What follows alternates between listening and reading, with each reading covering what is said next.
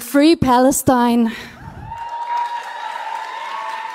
Og inden vores kære politikere smutter helt væk, så kan du hilse dem inde på Christiansborg ved det bord sidste år, og havde ikke mod til at gå herop. Og hvorfor det skal være så svært at stille sig op og tale, sige ord, der handler om mennesker, som lider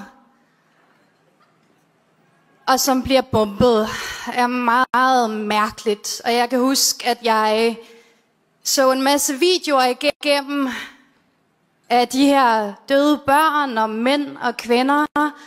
Og jeg tænkte, okay, Amanda, du kan godt. Det er okay at stille sig herop og sige, at det ikke er okay, at vi skal overvære et live folkemord.